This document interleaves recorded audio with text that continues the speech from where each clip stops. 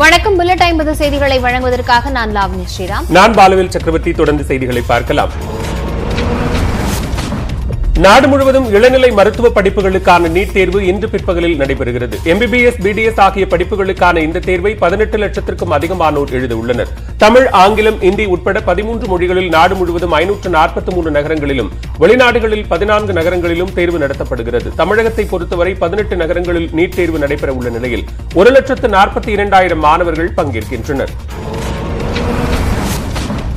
மேட்டூர் அணையின் 16 கண் மதகுகளிலும் உபரி நீர் திறக்கப்பட்டிருப்பதால் காவிரியில் தண்ணீர் ஆர்ப்பரித்து ஓடுகிறது. நீர்பிடிப்பு பகுதிகளில் தொடர்ந்து பெய்து வரும் மழை காரணமாக 42வது முறையாக அணை முழுமையாக நிரம்பியுள்ளது. இதனால் குறுவை சாகுபடிக்காக முன்கூட்டியே தண்ணீர் திறக்கப்பட்டிருப்பதால் விவசாயிகள் மகிழ்ச்சி அடைந்துள்ளனர். அதே நேரம் மேட்டூர் அணையின் நீர்நிலைகள் அருகே யாரும் செல்லக்கூடாது எனவும் மீறினால் கடும் நடவடிக்கை எடுக்கப்படும் என்றும் மாவட்ட ஆட்சியர் எச்சரித்துள்ளார்.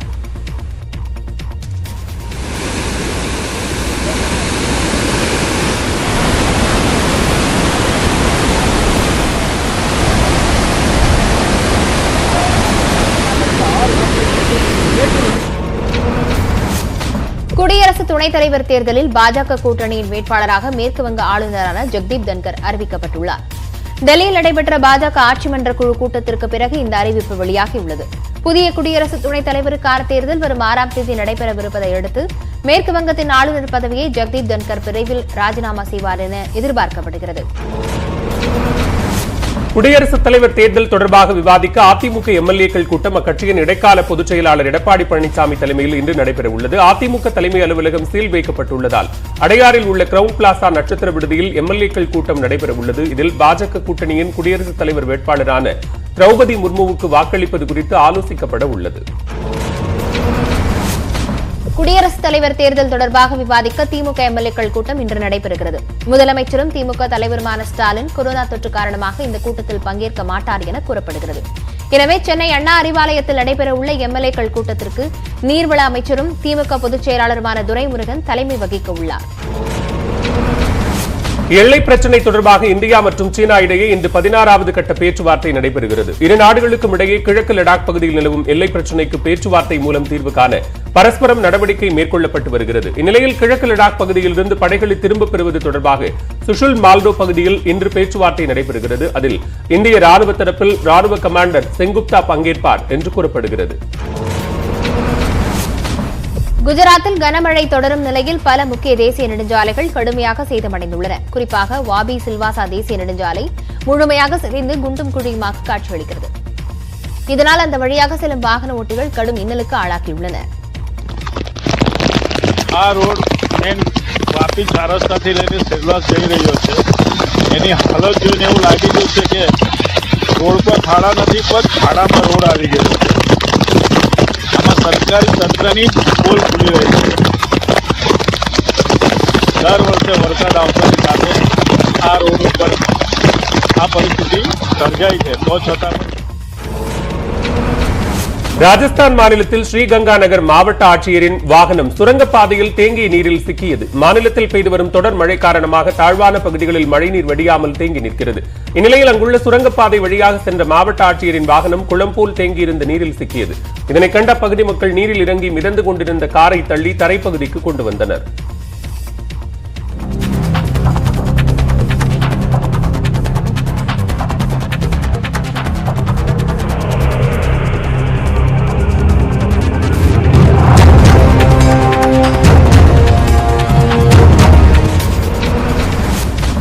மழைக்கால கூட்டத்தொடரை சுமூகமாக நடத்துவது குறித்து மக்களவை சபாநாயகர் ஓம் பிர்லா தலைமையில் அனைத்துக் கட்சி கூட்டம் நடைபெற்றது.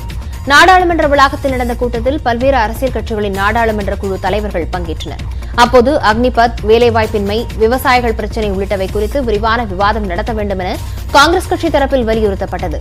கூட்டத்தொடரை சுமூகமாக நடத்துவதற்கு ஒத்துழைக்கும்படியும் பிரச்சினைகளை விவாதித்து முடிவு செய்யலாம் எனவும் ஓம் பிர்லா வலியுறுத்தினார். ஆன்லைன் சூதாட்டத்தை ஒடுக்க தமிழக அரசு நடவடிக்கை எடுக்காவிட்டால் மக்களின் உயிரை காக்க போராட்டங்களை அதிமுக முன்னெடுக்கும் என்று அக்கட்சியின் இடைக்கால பொதுச் செயலாளர் எடப்பாடி பழனிசாமி தெரிவித்துள்ளார். இத்தொடர்பான அறிக்கையில் ஆன்லைனில் பணம் இழந்தவர்களின் தற்கொலை தொடர்வதாகவும் ஓய்வு பெற்ற நீதியரசர் தலைமையிலான குழு அறிக்கை அளித்த பின்னரும் தடை சட்டம் பிறப்பிக்கப்படவில்லை என்றும் குற்றம் சாட்டியுள்ளார். பொறியியல் மாணவர் சேர்க்கைக்கான கலந்தாய்வு அட்டவணை மாற்றம் செய்யப்படவிருப்பதாக உயர்கல்வித்துறை அறிவித்துள்ளது. புதிய அட்டவணை உள்ளிட்ட முழுமையான விவரங்கள் நாளை வெளியிடப்படும் என தெரிவிக்கப்பட்டுள்ளது. சிபிஎஸ்இ தேர்வு முடிவுகள் வெளிவராததால் மாணவர்கள் விண்ணப்பிக்க கூடுதல் கால அவகாசம் வழங்கப்பட்டிருப்பதாக உயர்கல்வித்துறை தெரிவித்துள்ளது. ஆட்சியை பிடிப்பதற்காக இலவச திட்டங்கள் அறிவிக்கும் கலாச்சாரத்திலிருந்து மக்கள் எச்சரிக்கையாக இருக்க வேண்டும் என்று பிரதமர் நரேந்திர மோடி வலியுறுத்தியுள்ளார். உத்தரப்பிரதேச மாநிலத்தில் புத்தல்கண்ட் பகுதியில் அமைக்கப்பட்டுள்ள 4 வழி விரைவுச் சாலையை பிரதமர் திறந்து வைத்தார். பின்னர் நிகழ்ச்சியில் பேசிய அவர், மக்களை ஏமாற்றும் வகையில் தற்காலிக பலனளிக்கக்கூடிய இலவச அறிவிப்புகள் நம் நாட்டின் வளர்ச்சியை அழித்துவிடும் என்று எச்சரித்தார். தேர்தல் கால இலவசங்களை விமர்சித்த பிரதமர் மோடிக்கு டெல்லி முதலமைச்சர் அரவிந்த் கெஜ்ரிவால் கண்டனம் தெரிவித்துள்ளார். தங்களது மாநிலத்தில் ஏழைகளுக்கு இலவச கல்வி வழங்கப்பட்டு வருவதாகவும் இலவசமாக யோகா வகுப்புகள் நடைபெற்று வருவதாகவும் அவை எப்படி தவறாகும் என்றும் அவர் கேள்வி எழுப்பியுள்ளார். அசாம் மாநிலம் கோல்பாரா பகுதியில் தண்ணீர் நிரம்பிய பள்ளத்திற்குள் விழுந்த காட்டு யானைகளை வனத்துறையினர் மீட்டனர். வனப்பகுதியிலிருந்து வெளியேறிய 6 காட்டு யானைகள் தண்ணீர் நிரம்பிய பள்ளத்துக்குள் சென்ற நிலையில் வெளியே வர முடியாமல் தவித்தன. தகவல் அறிந்து வந்த வனத்துறையினர் ஜேசிபி இயந்திரத்தின் உதவியுடன் அருகே பள்ளம் தோண்டி யானைகளை பத்திரமாக மீட்டனர்.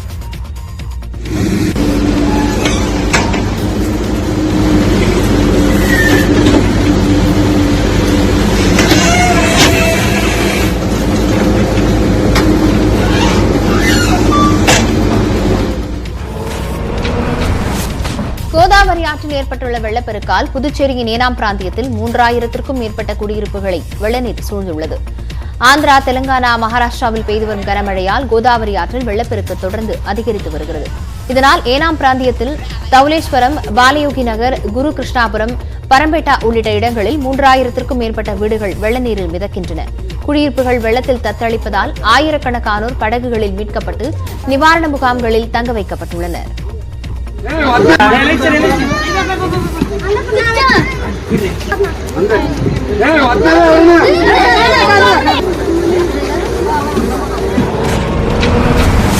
காரைக்குடி அருகே அனுமதியின்றி நடைபெற்ற மஞ்சுவிரட்டு போட்டியில் 10 பேர் காயமடைந்தனர். சாக்கை வீரசேகர உமையாம்பிகை கோயில் ஆணி திருவிழாவை முன்னிட்டு சாக்கோட்டையில் மஞ்சுவிரட்டு நடைபெற்றது. அதில் 500க்கும் மேற்பட்ட காளைகள் சீறிப்பாய வீரர்கள் அவற்றை அடக்க முயற்சி செய்தனர். வாடிவாசலில் அவிழ்த்துவிடும் போது எதிர்பாராத விதமாக திடீரென ஓடிய காளை கயிற்றை பிடித்திருந்த உரிமையாளரை தரதரவென இழுத்துச் சென்றது.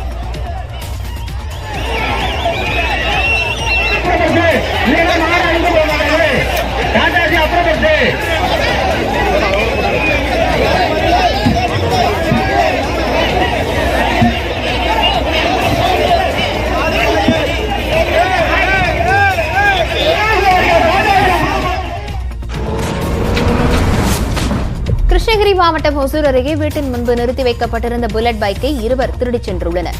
சூளகிரியைச் சேர்ந்த விஜயகுமார் என்பவர் வீட்டின் வளாகத்தில் தனது இருசக்கர வாகனத்தை நிறுத்தியிருந்தார். இரவில் முகத்தை மறைத்தபடி அங்கு வந்த 2 இளைஞர்கள் லாக் ஒயரை பிடுங்கி சைடு லாக்கை லாவகமாக உடைத்து வாகனத்தை ஓட்டிச் சென்றுள்ளனர். இது தொடர்பான புகாரின் பேரில் காவல்துறையினர் விசாரணை மேற்கொண்டுள்ளனர்.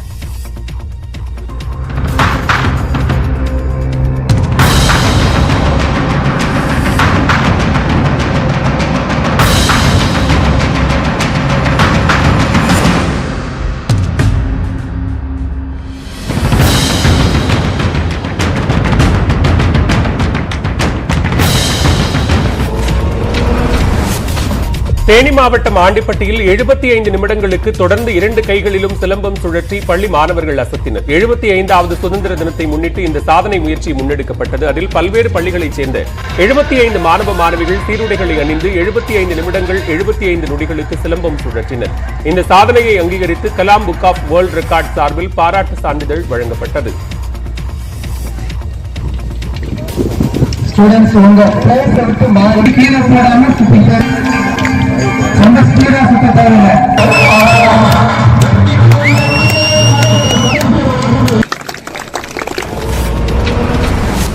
தருமபுரி அருகே ஏரி சீரமைப்பு பணி தொடக்க விழாவில் மதம் சார்ந்த நடைமுறைகள் கடைபிடிக்கப்பட்டதை கண்டித்து அதிகாரிகளுடன் திமுக எம்பி செந்தில்குமார் வாக்குவாதத்தில் ஈடுபட்டார்.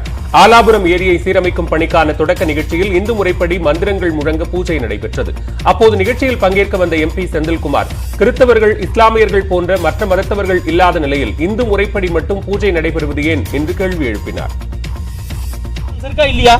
அரசு விழாக்கு நடத்தக்கூடாதுன்னு இது என்னது? இது பூஜை போடுறோம் சார்.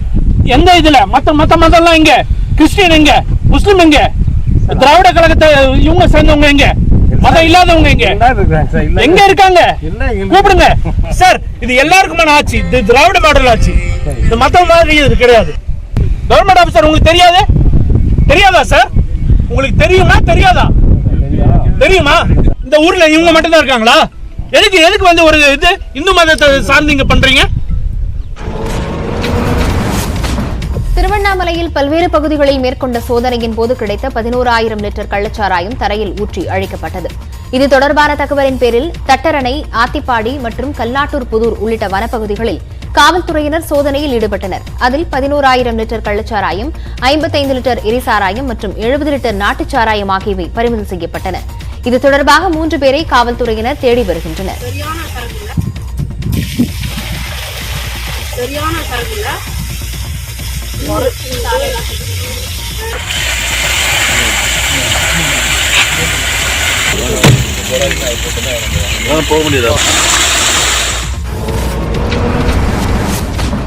கள்ளக்குறிச்சியில் தனியார் பள்ளியில் தற்கொலை செய்து கொண்ட மாணவியின் உறவினர்கள் 200க்கும் மேற்பட்டோர் பள்ளியை முற்றுகையிட்டனர்.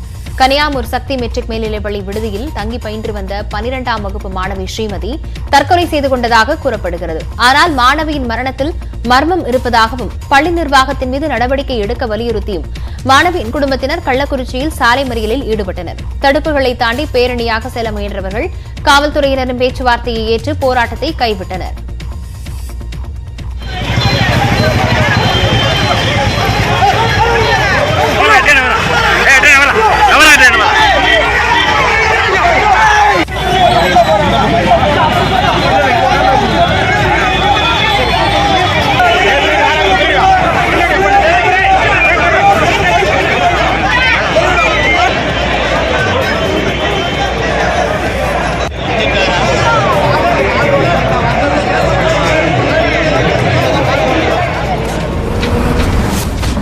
சேலத்தில் காவிரி ஆற்றில் செல்பி எடுக்க முயன்றபோது வெள்ளத்தில் சிக்கிய 3 இளைஞர்கள் பத்திரமாக மீட்கப்பட்டனர். மேட்டூர் அணையில் தண்ணீர் திறக்கப்பட்டுள்ள நிலையில் 16 டன் மதகு அருகே செல்பி எடுக்க சென்றவர்கள் வெள்ளத்தில் சிக்கி பாறை ஒன்றின் மீது தஞ்சம் அடைந்தனர். தகவல் அறிந்து வந்த தீயணைப்புத்துறை மற்றும் காவல்துறையினர் 1 மணி நேர போராட்டத்திற்கு பிறகு கயிறு கட்டி 3 இளைஞர்களையும் பத்திரமாக மீட்டனர்.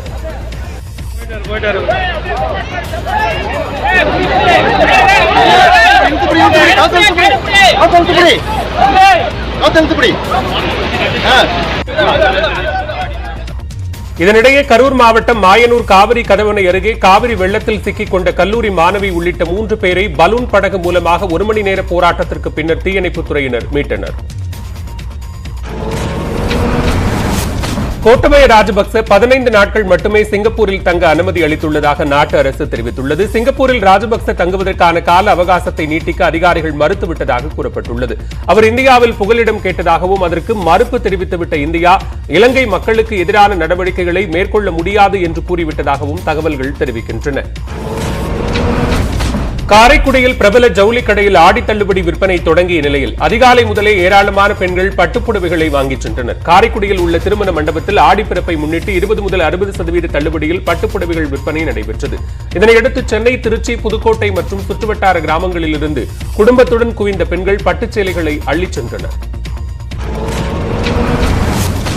நீலகிரி மாவட்டத்தில் தொடர் மழையால் ஏற்பட்டுள்ள பாதிப்புகள் தொடர்பாக அனைத்து துறை அதிகாரிகளுடன் அமைச்சர்கள் KKSSR ராமச்சந்திரன், செந்தில் பாலாஜி மற்றும் ராமச்சந்திரன் ஆகியோர் உதகையில் ஆலோசனையில் ஈடுபட்டனர்.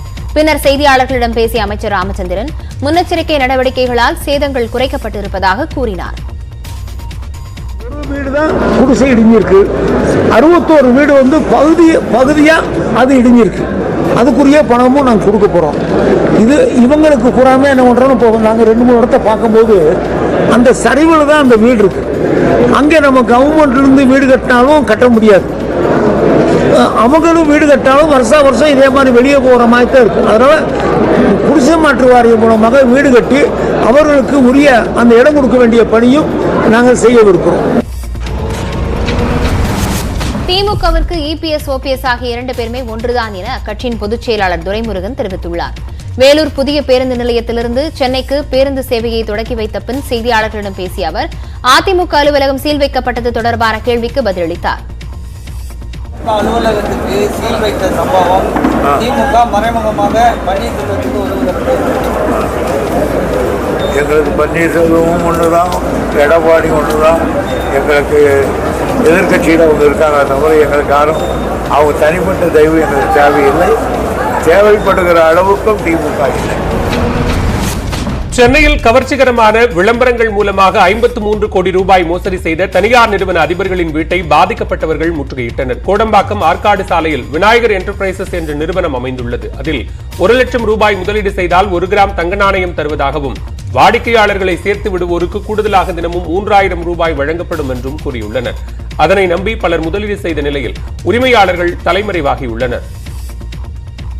இப்போ நாங்கள் எல்லாருமே எங்கள் பணத்தை அவர் கையில் இருந்து மீட்டு தர வரைக்கும் நாங்கள் இங்கேருந்து யாருமே நகர்ற மாதிரி இப்போது இல்லைங்க. இதுதாங்க இப்போ இருக்கிற சுச்சுவேஷன். அதனால் அரசாங்கமும் போலீஸும் இதில் தயவுசெய்து தலையிட்டு நாங்கள் பண்ணது தப்பு தான், அவர் நிறைய கொடுக்குறாங்கன்றதுனால நாங்கள் போனோம். நாங்கள் இல்லைன்னு சொல்லவில்லை. இருந்தாலும் ஏமாத்துறது தப்பு தானே, ஏமாறுறது தப்பு இருந்தால் ஏமாத்துறதும் தப்பு தான். அதனால் தயவுசெய்து இதுக்கு தகுந்த நடவடிக்கை போலீஸ் துறையை எடுத்து எங்களோட இழந்த பணத்தை எல்லாருக்கும் மீட்டு தரும்படி நான் மிகவும் தாழ்மையுடன் கேட்டுக்கிறேங்க. சிறுமியிடம் சினை முட்டை எடுத்த புகாரில் சிக்கிய ஹொசூரைச் சேர்ந்த விஜய் மருத்துவமனையில் ஸ்கேன் சென்டருக்கு சீல் வைக்கப்பட்டது. 16 வயது சிறுமியிடம் சட்டவிரோதமாக சினை முட்டை எடுத்த விவகாரத்தில் 4 மருத்துவமனைகளை மூடுமாறு சுகாதாரத்துறை அமைச்சர் உத்தரவிட்டுள்ளார். மருத்துவமனைகளை மூட 15 நாட்கள் அவகாசம் தரப்பட்டிருக்கும் நிலையில் அங்குள்ள ஸ்கேன் சென்டர்களை உடனே மூட அறிவுறுத்தப்பட்டுள்ளது. அதன்படி கிருஷ்ணகிரி மாவட்டம் ஹொசூர் விஜயா மருத்துவமனையில் உள்ள ஸ்கேன் சென்டருக்கு அதிகாரிகள் சீல் வைத்தனர். தமிழகத்தில் போதைப் பொருளை ஒழிக்க அவசர கூட்டத்தை கூட்டி உடனடியாக நடவடிக்கை எடுக்க வேண்டும் என்று பாமக தலைவர் அன்புமணி ராமதாஸ் வலியுறுத்தியுள்ளார். பாமக தொடங்கப்பட்டதன் 34வது ஆண்டு விழா தாம்பரத்தை அடுத்த மாடம்பாக்கத்தில் நடைபெற்றது. அதில் பங்கேற்ற பின்னர் செய்தியாளர்களிடம் பேசிய அன்புமணி போதைப் பொருளை ஒழிக்க தமிழக அரசு அவசர கூட்டத்தை கூட்ட வேண்டும் என்று வேண்டுகோள் விடுத்தார். ஏன்னா இது இந்த கஞ்சா, இந்த மாத்திரை, இந்த பொட்டலம், இந்த கொக்கைன், ஹெரோயின் எல்லாமே கிடைக்குது, எங்க வேணா கிடைக்குது. அது காவல்துறைக்கு தெரியாமல யாரும் விற்க முடியாது. கடுமையான நடவடிக்கை எடுக்கணும். அப்படி யாராவது வித்தானா குண்டர் சட்டத்தில் போடணும். ஏன்னா அவங்களை கைது செய்து அடுத்த 5 நாள் மறுபடியும் வித்துட்டு இருக்கான். இப்படி கடுமையான நடவடிக்கைகள் எடுத்தால்தான் அடுத்த தலைமுறையை காப்பாற்ற முடியும். ஆந்திர மாநிலம் மும்முடிவரத்தில் வெள்ள நீரில் அடித்து வரப்பட்ட பாம்புகள் 2 ஒன்றுடன் ஒன்று பின்னி பிணைந்தபடி நடனமாடின. கோதாவரி ஆற்றுப்படுகையில் உள்ள மும்முடிவரம் பகுதியில் வெள்ள நீர் சூழ்ந்துள்ளது. இந்த பகுதியில் 6 அடி நீளமுள்ள நல்ல பாம்புகள் நடனமாடிக்கொண்டிருந்த நிலையில் இதுபோன்று ஏராளமான பாம்புகள் குடியிருப்பு பகுதிகளில் புகுந்திருப்பதாக அங்குள்ள மக்கள் தெரிவிக்கின்றனர்.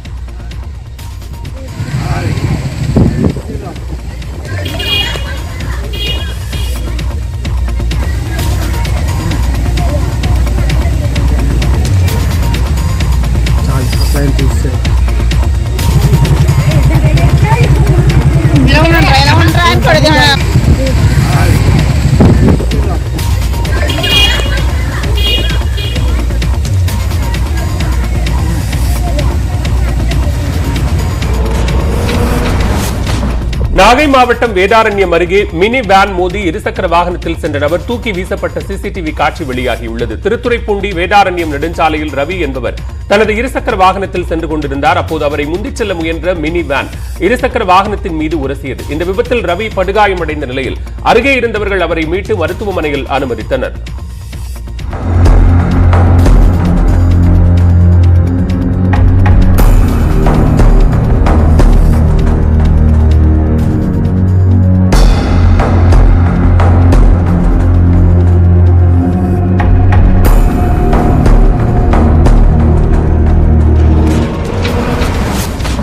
திருச்சி மாவட்டம் மணப்பாறை அருகே கோயில் கோபுர கலசத்தின் மீது இருந்த பாம்பை தீயணைப்பு வீரர்கள் பத்திரமாக மீட்டனர். இடையப்பட்டியில் வலம்புரி விநாயகர் கோயிலில் சுமார் 7 அடி நீளம் கொண்ட பாம்பு ஒன்று 2 மணி நேரத்திற்கு மேலாக சுற்றித் திரிவதாக தீயணைப்புத்துறை வீரர்களுக்கு கிராம மக்கள் தகவல் தெரிவித்துள்ளனர். அதன்படி அங்கு வந்த அவர்கள் கடும் போராட்டத்திற்கு பின் சாரை பாம்பை பத்திரமாக பிடித்து சென்று வனப்பகுதிக்குள் விட்டனர். இத்துடன் புல்லட் செய்திகள் 50 நிறைவடைந்தன. இடைவெளிக்கு பிறகு தொடர்வது 8 திக்கும் என்று.